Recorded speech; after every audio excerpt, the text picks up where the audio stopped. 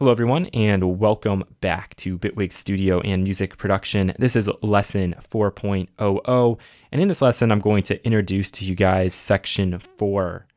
First of all, I want to thank you for watching these introduction videos because, in my opinion, without the context for why we cover a lot of these things, I really feel like you miss something when you watch the subsequent videos. And I've talked a lot about the why.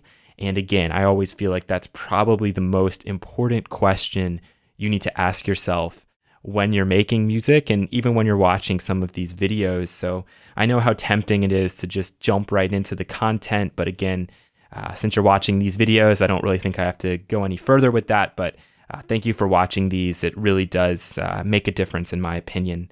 So I've titled section 4, Advanced Effects Processing Beyond Serial. And there's an asterisk next to the word advanced for a very specific reason.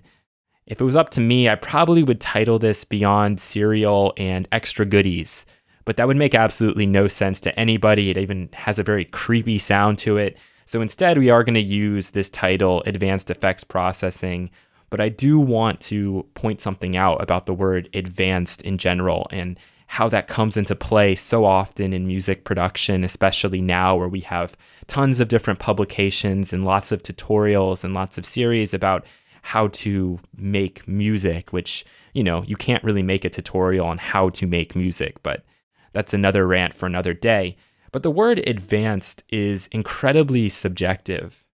So the first time that I opened up a digital audio workstation and the first time I was working with audio, I needed to record my own voice for something.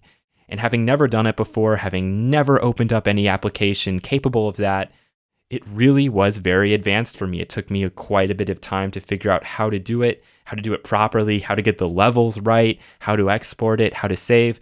And that wasn't even like I was processing my voice or anything at the time. So the first time anybody opens up one of these applications, I think everything you cover is very advanced. And if you're just going through Bitwig with me and you're working with sound and audio for the very first time, I bet that most of these topics seem pretty advanced to you, right? And it shouldn't come as a surprise that they're advanced. So when you see magazines and stuff that say advanced effects processing, make your basses fatter than the rest or something like that, it might be advanced to some people, but to other people who have been doing this for a really, really long time, it's not going to be advanced at all. So what we're doing here is we're going to be talking about ways to manipulate your audio using effects, and it's just not necessarily going to be in that traditional serial way. It's going to be in other ways that we haven't talked about. Are those ways more advanced? Not necessarily. In some cases, they take a little bit more time to set up, and understanding why we might want to process those sounds might be new and different, but it's not necessarily advanced. And there really is no such thing as more advanced techniques than any others. It's all relative. Some people are going to use parallel processing every single day. So for those people, it's not advanced. It's easy. It's basic. It's what they do every day. Now, for others, maybe they don't use spectral or multi-band frequency-based processing that often. And so for them, when they go in and do it, this seems like a more advanced technique. But the biggest point about all of this, and I've brought this up a number of times in the past, and I'm going to go over something I like to call the ice cream analogy here, is that just because we have access to all of these new ways of processing sound, it doesn't mean that our music is any more or less relevant, any more or less creative, or better or worse. And of course, we can't really use the words better or worse when talking about music. But for now, let's focus on this ice cream analogy. So let's say that I'm traveling around somewhere and say I've gone to California for the first time. And I get off the plane and there's this boutique ice cream shop. I go in and I just ask for a cup of vanilla. All right, the most basic of all. If I go in there and I try that vanilla ice cream and something just tastes wrong, it tastes bad, I'm never going back to that place, number one. And number two, I'm never going to try any more of the advanced options that they have or the more elaborate options that they have with more ingredients because they've screwed up the most basic thing. Why would I want to then try a waffle cone brownie sundae if that vanilla ice cream doesn't taste right. Vanilla ice cream is still an important component in some kind of brownie sundae. And if the vanilla is tainted, I'm not going to want to go for the more advanced options or the more elaborate options. Now, if I go in there and the vanilla is spot on, it's so good. I've never had vanilla ice cream as good as that before in my life. The next time I go back, I'm probably going to get the same thing, just the basic cup of vanilla. And then the next time I might go and get just another cup of vanilla. And then the next time I go, you know what? They've done this vanilla ice cream so well. I bet that their cones are really good. Like they hand make waffle cones. And so I'll try my vanilla ice cream in a waffle cone. And then that's really good. And then I'm like, you know what? Maybe let's put some toppings on there. Let's put on some chocolate fudge. All right. And again, all these things are good and they keep complementing each other. And my experience is just getting better and better, but not necessarily any better from that original cup of vanilla. So I might go back 4 months later after trying everything on their entire menu and making every single combination of sprinkles and gummy bears and cookie pieces, etc. But I might go back the next time and say, let me just get a cup of vanilla. And I eat that cup of vanilla and it's just as good as it was the first time. I think that's a really good analogy to music in the digital audio workstation. If you don't understand the really basic things, if you don't understand serial processing, how that works, if you can't successfully record something into your digital audio workstation, or you're struggling with, getting the right patterns with your kick and your snare, et cetera, there's no reason to move on to learning additional features because some of those early stages you haven't quite got right. And oftentimes the mistake I see people make, and it's not like the normal mistakes people will say, but the normal mistake I see with people is that they keep trying to move on to the next level after they haven't really gotten the fundamentals down quite yet. So if you're still confused about some of the things we've covered, if you still don't understand what each and every one of our effects does and what happens when we put things serially like we've done so far, then you need to pause at this point and go back in and experiment and try to really grasp the things that we've already covered. And once you've done that, and once you've kind of worn those things out and you want to maybe spice it up and add something new, then it's time to go in and start thinking about advanced effects processing, at least what we're calling it here, but really, again, just beyond the traditional serial use. All right, so that's what I call the ice cream analogy, and I think it works really well for audio. If you go in and you hate the vanilla ice cream, what would be the reason of getting vanilla ice cream with sprinkles? Okay, just going to throw that out there. And in relation to that, I just want to give you guys another one of these little quips that I'm sure you're all very tired of me spouting off by now, but here's what I think. A good artist can make compelling work, something really creative and interesting, with whatever they have access to. So if I'm just in a room and all I've got is one hardware synthesizer, I would feel confident. Well, not maybe me, but somebody who's a really good artist. I don't really consider myself to be that good of an artist, but somebody who's really, really good, let's say just like the Aphex Twin, for example. He's in there with that one synthesizer. You give him a month with that one synthesizer, he's going to come out with some incredible tracks. All right. Now, I know you can't make a track with just a synthesizer because you need to record it and whatever, but you get the point. And also maybe like a 4-track tape recorder or something. I bet you Heek is going to come out with some really, really interesting things. And if I was to ask the Aphex Twin one question, I'd ask him this. If you started out today with all of this digital technology you have access to, do you think that you would have made the works that you made? And I'd be interested to hear what he'd have to say to that.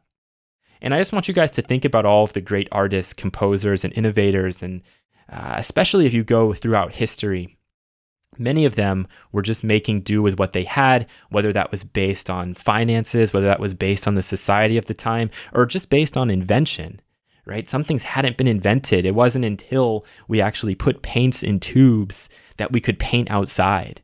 So the people before the Impressionists and those that were painting on location, they had to work inside a studio and they had to perfect that. And they definitely did. And then eventually paint came to tubes and people started to work outside and they really perfected that.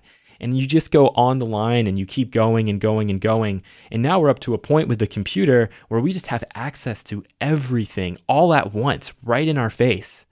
And that makes creating something very difficult. So in my opinion, in the DAW, a good artist or anybody can only make art with limitations and restrictions. People will come up with a number of reasons about why new creators, new producers specifically, have roadblocks and stumble when they get started. And honestly, I think it's just because they have way too many choices. I don't think it's because they're inadequate or inept or can't make really interesting music. It's just because they're bombarded with all these choices. And you're told by all these companies that make products, and trust me, I am a plugin nerd just as much as anybody else, and I love in my spare time to download plugin demos and mess around with them for a few days. I do it all the time, so I'm not saying that I'm any better than anybody else, but I think for young producers, those looking to produce music, not necessarily create sound art or just create sounds for their sake, you are making something and then you hit a little bit of a hiccup for whatever reason. So the first thing you do is go online and suddenly there's this company saying, you need my plugin before you can make good music. And then there's a magazine saying, you need to read this article before you ever make another piece of music in your life. And then after you've read that magazine, suddenly there's more plugins, and then there's hardware, and then there's the sound of your studio. And it just is this never-ending rabbit hole to the point where people just can't make anything because they keep feeling like they don't have the right tools.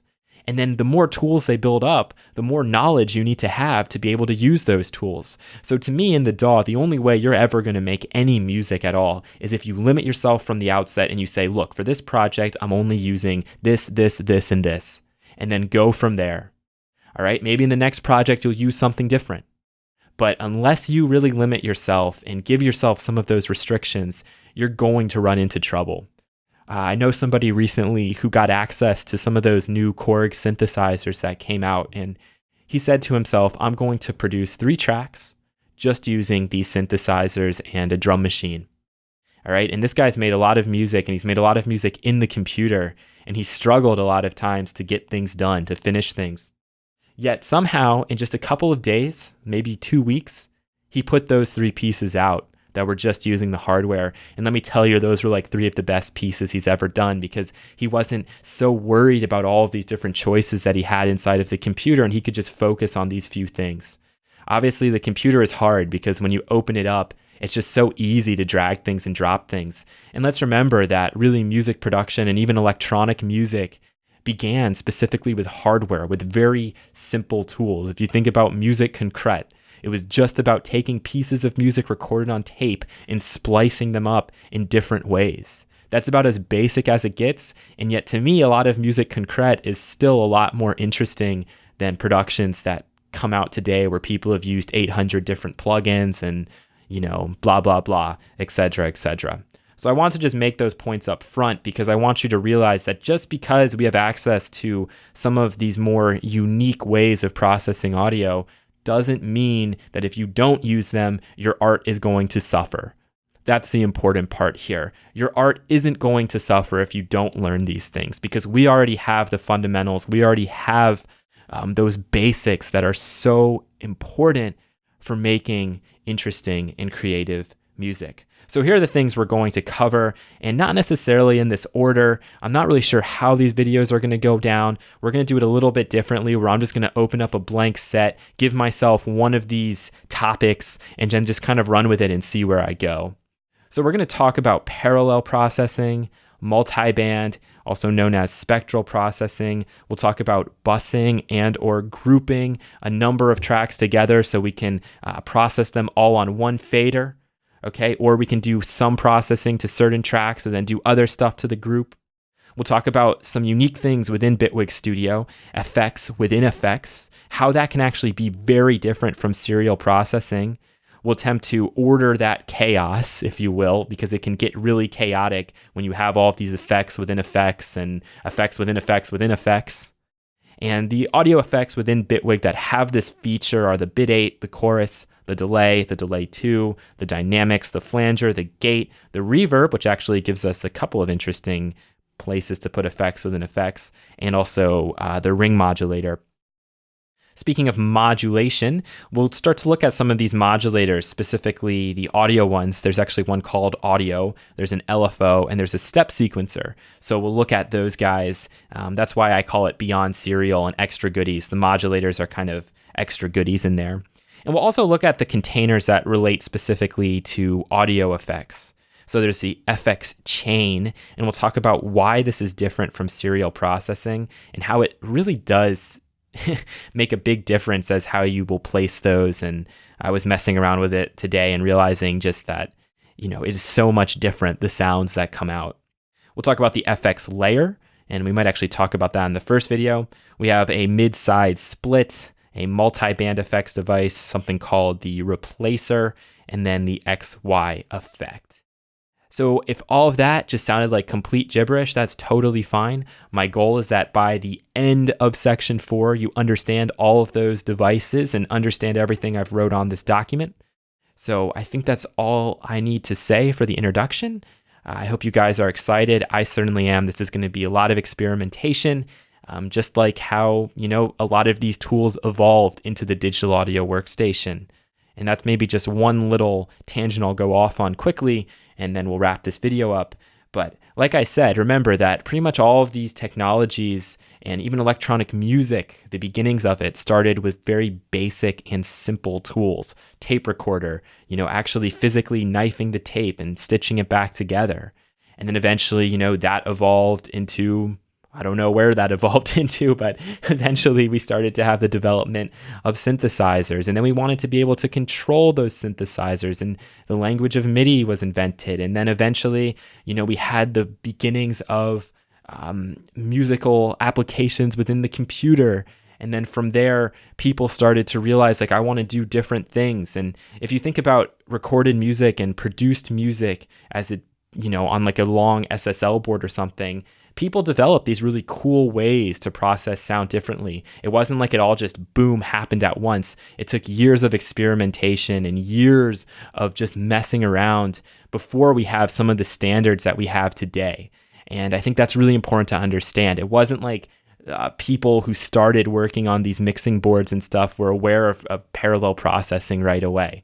It takes time, it takes development, and the DAW is great because it's aware of all of these developments and it's trying to make your life easier to process things in this way. But we're going to try to learn about these as organically as possible and go through sometimes the painstaking steps to create some of these devices that have been made for Bitwig that make it a lot easier. But it's important to understand why people did this in the first place and how we can actually set that up without just immediately, jumping to, for example, the FX layer, how we can avoid using the FX layer and have the exact same result. All right, so that's going to do it for this first video. Stay tuned for the series. I'm really looking forward to it, and I hope you guys are as well. So until the next video, take care.